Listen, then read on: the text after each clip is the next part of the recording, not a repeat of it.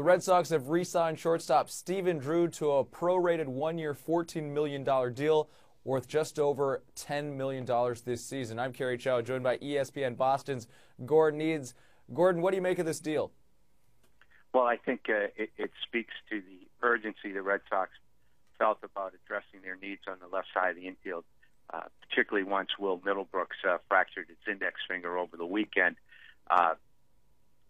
It's been a difficult transition defensively for Xander Bogaerts at short.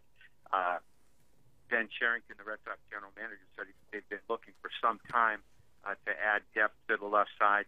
Didn't think they would go back to last year's solution, Stephen Drew, who had turned down the qualifying offer after the season, of course, in holding out for a long-term deal. But I think he's going to help.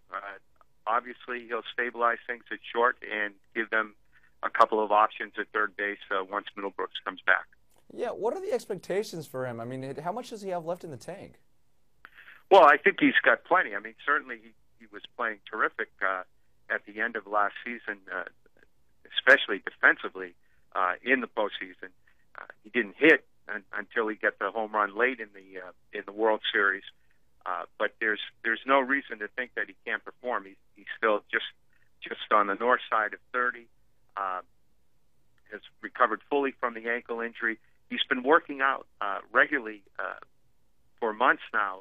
His agent Scott Boras assigned someone full time to work out with him, both in terms of physical workouts and baseball activity. I think it's realistic that it's going to take some time for him to ramp up, particularly at the plate. But his camp seems to think that maybe it would just take a week or so down in AAA, get 25, 30 at-bats, and he'd be ready to roll. Well, maybe he'll be a good luck charm being back on the roster, considering they did win it all last season.